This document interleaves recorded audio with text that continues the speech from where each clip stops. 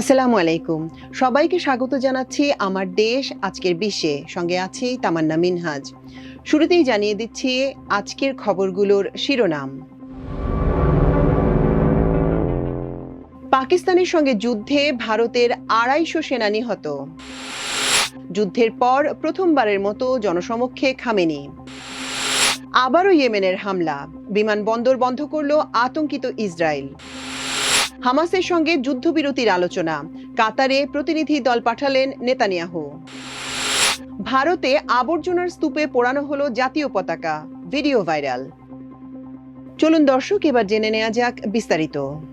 কাশ্মীরের পেহেলগাম ইস্যুতে পাকিস্তানের বিরুদ্ধে সংঘাতে ভারত ব্যাপক ক্ষয়ক্ষতির মুখোমুখি হলেও সরকারিভাবে সেই ক্ষয়ক্ষতির পরিমাণ গোপন রাখা হয়েছে বলে অভ্যন্তরীণ সূত্রে জানা গেছে।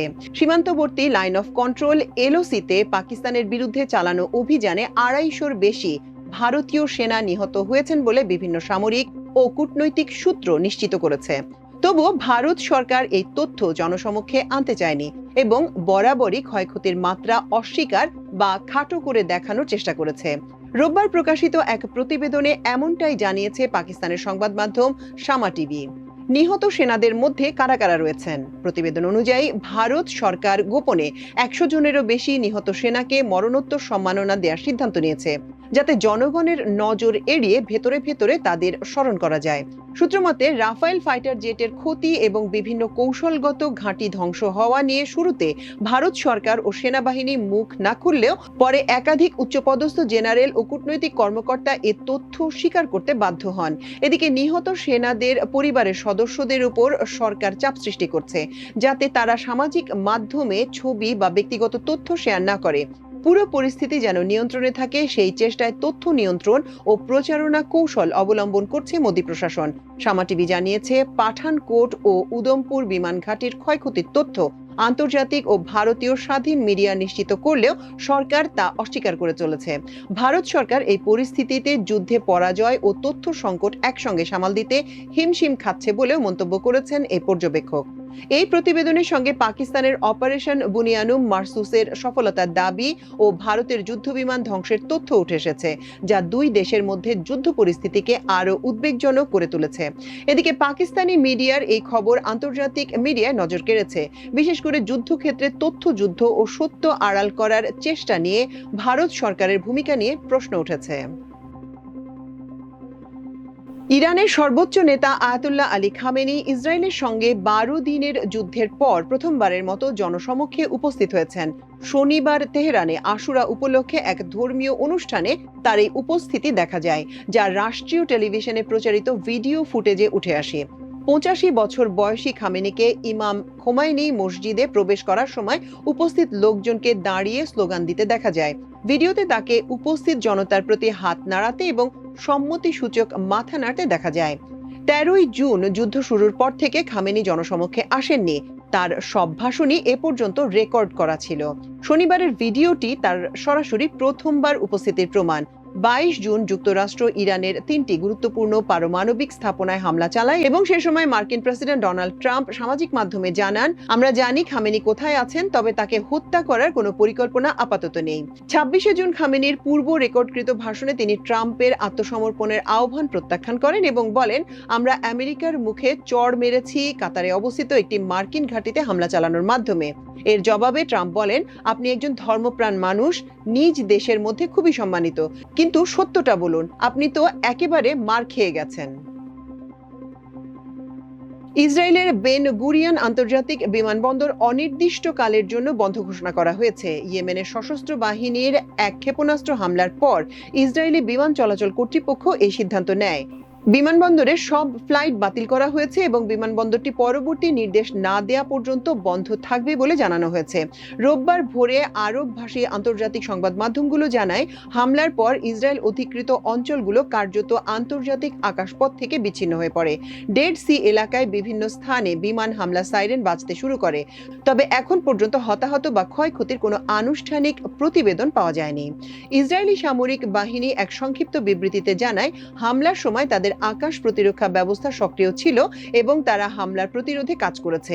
এই ঘটনার মাত্র এক সপ্তাহ আগে ইয়েমেনি সেনাবাহিনী বেন গুরিয়ান বিমানবন্দর লক্ষ্য করে ব্যালিস্টিক ক্ষেপণাস্ত্র হামলার দায় স্বীকার করে। 1 জুলাই আল মাসিরা টিভিতে প্রচারিত এক বিবৃতিতে ইয়েমেনের সামরিক মুখপাত্র ব্রিগেডিয়ার জেনারেল ইয়াহিয়া সারি বলেন, তেল আবিবের বেন গুরিয়ান বিমানবন্দর লক্ষ্য করে আমরা ফিলিস্তিন 2 নামে একটি হাইপারসনিক ব্যালিস্টিক ক্ষেপণাস্ত্র ব্যবহার করে একটি বিশেষ সামরিক অভিযান পরিচালনা করেছি। সারি আরও জানান, একই সময় ইলাত, তেল আবিব এবং আশকেলন অঞ্চলে 3টি সংবেদনশীল স্থানে একমুখী ড্রোন হামলা চালানো হয়। হামাসের সঙ্গে যুদ্ধবিরতির বিষয়ে পরোক্ষ আলোচনা চালাতে একটি প্রতিনিধি দল কাতারে পাঠানোর সিদ্ধান্ত নিয়েছেন ইসরায়েলের প্রধানমন্ত্রী বেনিয়ামিন নেতানিয়াহু। তবে তিনি স্পষ্ট করে দিয়েছেন, হামাসের প্রস্তাবিত কিছু পরিবর্তন ইসরায়েলের জন্য গ্রহণযোগ্য নয়। শনিবার এক বিবৃতিতে নেতানিয়াহুর দপ্তর জানায়, রোববার কাতারে আলোচক দল পাঠানো হবে। এর একদিন আগে শুক্রবার হামাস জানায়, তারা যুদ্ধবিরতি সংক্রান্ত যুক্তরাষ্ট্রের মধ্যস্থতাধীন প্রস্তাবের প্রতি ইতিবাচক সাড়া দিয়েছে এবং আলোচনার জন্য প্রস্তুত রয়েছে। হামাসের দাবি, তারা মিশর ও কাতারের মধ্যস্থতায় দেওয়া সাম্প্রতিক প্রস্তাবের কাঠামো নিয়ে আলোচনায় আগ্রহী। এক ফিলিস্তিনি কর্মকর্তা অ্যাসোসিয়েটেড প্রেসকে বলেন, হামাস চায় যুদ্ধবিরতির পর ইসরায়েল যেন 2 মার্চ পূর্ববর্তী অবস্থানে ফিরে যায় এবং 60 দিন বিরতির পর স্থায়ী যুদ্ধ সমাপ্তির ঘোষণা করে। তারা যুক্তরাষ্ট্র ও ইসরায়েলের সহায়তায় পরিচালিত গাজা হিউম্যানিটেরিয়ান ফাউন্ডেশনের মাধ্যমে ত্রাণ বিতরণ বন্ধের দাবিও জানিয়েছে। যুক্তরাষ্ট্রের প্রেসিডেন্ট ডোনাল্ড ট্রাম্প মঙ্গলবার ঘোষণা করেন, ইসরায়েল 2 মাসের যুদ্ধবিরতিতে সম্মত হয়েছে। তবে ইসরায়েল কিংবা হামাস কোনো পক্ষই তখন এই বক্তব্য নিশ্চিত করেনি। ভারতের মধ্যপ্রদেশ রাজ্যের রাজধানী ভোপালে আবর্জনার স্তূপে জাতীয় পতাকা পোড়ানো হয়েছে এমন একটি ভিডিও সামাজিক যোগাযোগ মাধ্যমে ভাইরাল হয়েছে। অবশ্য এই ঘটনার তদন্ত শুরু করেছে পুলিশ। ভারতীয় সংবাদ মাধ্যম এনডিটিভি এ তথ্য জানায়। শনিবার রাতে পিটিআই এর বরাত দিয়ে এ তথ্য প্রকাশ করা হয়। এই ঘটনায় কংগ্রেস ও বিজেপি 2 প্রধান রাজনৈতিক দলই ক্ষোভ প্রকাশ করেছে। কংগ্রেসের মুখপাত্র বিবেক ত্রিপাঠীর নেতৃত্বাধীন একটি প্রতিনিধি দল এবং বিজেপির কর্পোরেটর সুষমা ববিশা পুলিশে লিখিত অভিযোগ দিয়ে দায়ীদের বিরুদ্ধে কঠোর ব্যবস্থা গ্রহণের দাবি জানিয়েছেন। কংগ্রেসের পক্ষ থেকে অভিযোগ করা হয়েছে, এই ঘটনার জন্য পৌর সংস্থার কর্মীরা দায়ী। বিবেক ত্রিপাঠী জানান, ঘটনাটি ঘটেছে ওয়ার্ড 50-এর অফিসের পাশে একটি নির্দিষ্ট জায়গায়, যেখানে নিয়মিতভাবে আবর্জনা পোড়ানো হয়। সেখানেই দেখা গেছে একাধিক জাতীয় পতাকা পোড়ানো হচ্ছে। পুলিশ জানিয়েছে, অভিযুক্তদের চিহ্নিত করতে ঘটনাস্থলে সিসি ক্যামেরার ফুটেজ খতিয়ে দেখা হচ্ছে। এ পর্যন্ত জাতীয় পতাকা পোড়ানোর ঘটনায় 2টি অভিযোগ দায়ের হয়েছে বলে তিনি জানান। পতাকা পোড়ানোর ঘটনাটি ঘটেছে শহর পরিচালনা সংস্থা নির্ধারিত আবর্জনা ফেলার স্থানে। ভাইরাল হওয়া ভিডিওটিতে দেখা যায়, কয়েকটি ভারতের জাতীয় পতাকা আবর্জনার স্তূপের মধ্যে পুড়ছে।